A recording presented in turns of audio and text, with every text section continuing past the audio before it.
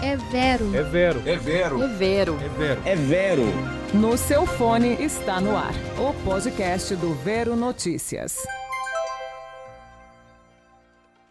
Sejam muito bem-vindos ao É Vero, o seu podcast para desvendar as complexidades da política brasileira.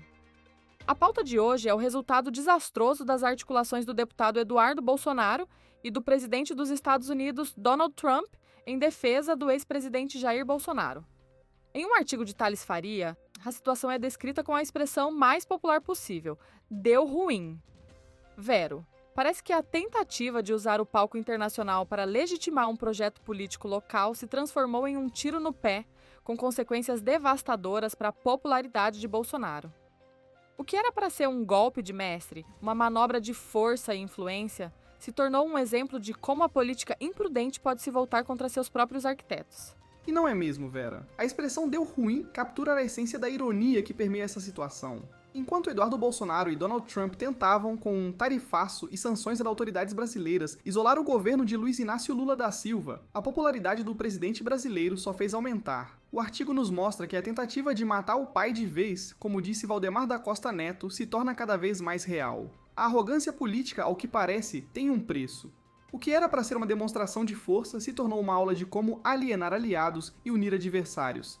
É a política como um jogo de xadrez, onde o movimento errado pode custar a partida. E neste caso, o movimento errado foi se aliar a um líder estrangeiro para atacar o seu próprio país. A situação é tão caótica que até mesmo Valdemar da Costa Neto, presidente do Partido Liberal, perdeu a paciência. Em entrevista à Folha de São Paulo, Valdemar questionou: vai ajudar a matar o pai de vez? Ele se referia ao desejo de Eduardo de se lançar candidato a presidente, mas a frase resume perfeitamente o fracasso das articulações. O artigo nos revela que o pai de Eduardo está saindo quase morto das tentativas do filho de inocentá-lo. O que o clã Bolsonaro não entendeu é que a política brasileira, por mais caótica que seja, tem seus próprios ritos, e que a lealdade a um líder estrangeiro pode ser vista como traição. E a condenação de Bolsonaro, Vera, é a prova de que a estratégia de Eduardo e Trump falhou miseravelmente. Ao tentar usar uma interpretação torta da lei Magnitsky contra o ministro Alexandre de Moraes, eles impulsionaram o espírito de corpo da corte. O resultado foi a condenação de Bolsonaro a 27 anos e 3 meses de prisão e a prisão domiciliar, com risco de ainda ter que passar por um estágio no presídio da Papuda. A manobra política se chocou com a realidade jurídica, e como sempre, a realidade venceu. O que era para ser uma demonstração de poder se tornou uma demonstração de fraqueza, e a condenação se tornou o golpe final em um projeto político que já estava em colapso. As joias da arte de irritar os brasileiros, como o artigo as chama, continuaram a ser produzidas. Foi anunciada a ampliação para mulher e filhos de Alexandre de Moraes das sanções impostas ao ministro. E foram retirados os vistos de outras autoridades, como o advogado-geral da União, Jorge Messias, e o ex-juiz eleitoral Benedito Gonçalves. Na prática, Trump confirmou uma atuação político-partidária contra uma nação que nunca teve problemas com os Estados Unidos. É a política como uma vendetta pessoal, onde a razão e a diplomacia são sacrificadas em nome da vingança.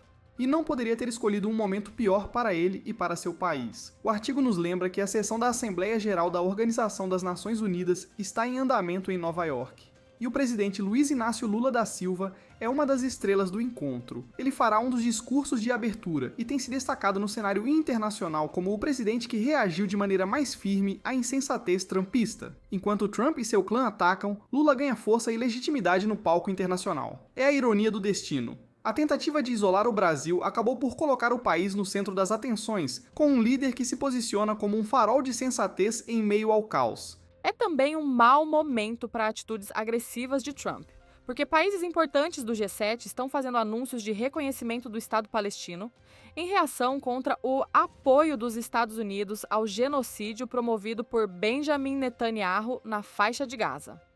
O cenário internacional está se movendo contra a política de Trump. E o Brasil, liderado por Lula, se posiciona como um dos protagonistas dessa nova ordem. É a geopolítica se chocando com o populismo e o resultado é uma reconfiguração de alianças e de poder. E o presidente Luiz Inácio Lula da Silva discursará como vítima da onda ultraconservadora que se abate sobre a humanidade estrelada por Trump, Netanyahu e Jair Bolsonaro. No campo interno, para o pai de Eduardo, tudo isso se reflete negativamente. O Congresso, que chegou a ver aprovada a proposta de emenda constitucional da blindagem de parlamentares criminosos, agora se prepara para enterrá-la no Senado. A maré virou, e o que antes parecia ser um mar de apoio se transformou em um pântano de problemas. A tentativa de proteger o clã Bolsonaro e seus aliados por meio da proposta de emenda constitucional agora enfrenta uma resistência. O presidente do Senado, Davi Alcolumbre, já avisou que é contra a proposta de emenda constitucional e a enviou para a Comissão de Constituição e Justiça, cujo presidente, Otto Alencar, afirma que a única possibilidade é enterrar a proposta de emenda constitucional. Vero, o que o artigo nos mostra é que os ventos estão mudando para o bolsonarismo e que a articulação de Eduardo e Trump teve um efeito contrário ao esperado. A política é como um pêndulo, e o pêndulo, ao que tudo indica, está balançando para o outro lado. E a ironia é que, ao tentar proteger o clã Bolsonaro, Eduardo e Trump acabaram por expô-lo ainda mais. As ruas do país voltaram a ser ocupadas pela esquerda, que há muito não conseguia competir com as multidões dos comícios de Bolsonaro e do pastor Silas Malafaia. O patriotismo verde-amarelo, que Bolsonaro transformou em sua bandeira, foi obnubilado pelas bandeiras vermelhas do Make America Great Again, desfraudadas nas campanhas de Trump e pelos aliados de Bolsonaro. A lealdade a um líder estrangeiro se mostrou mais forte do que a lealdade ao próprio país, e o resultado é uma crise de identidade.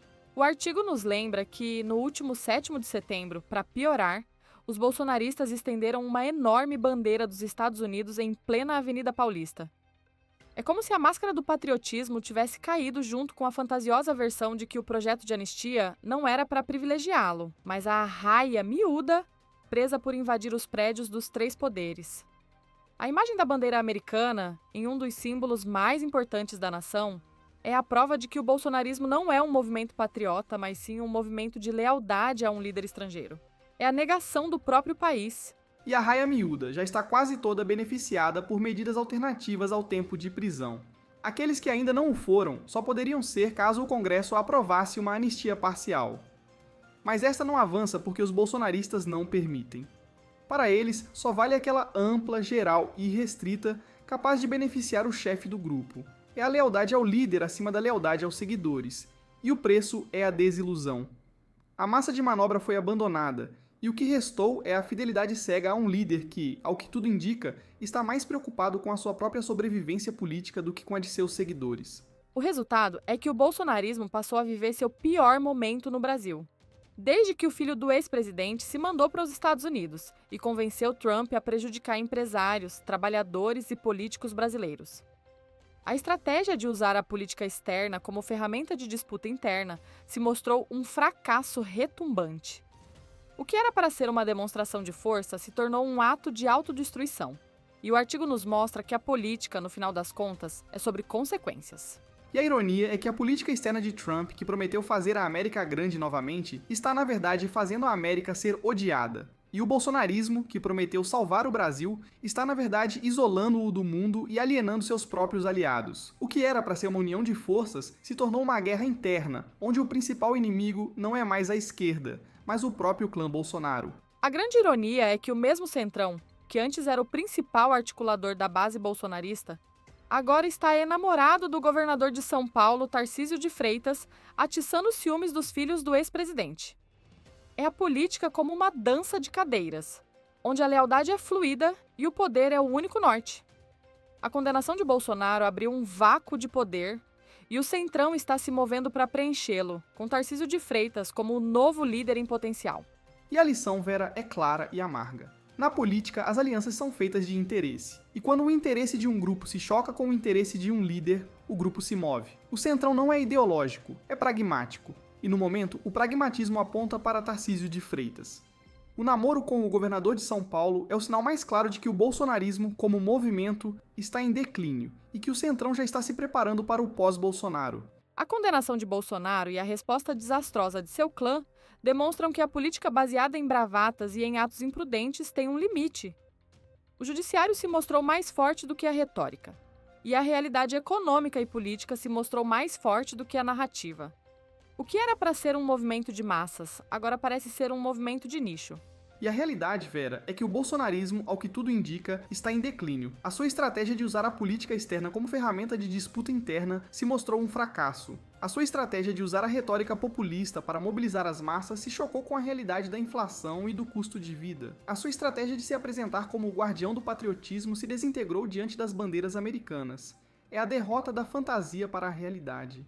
O fato de que as ruas do país voltaram a ser ocupadas pela esquerda, que há muito não conseguia competir com as multidões dos comícios de Bolsonaro, é um sinal de que algo mudou.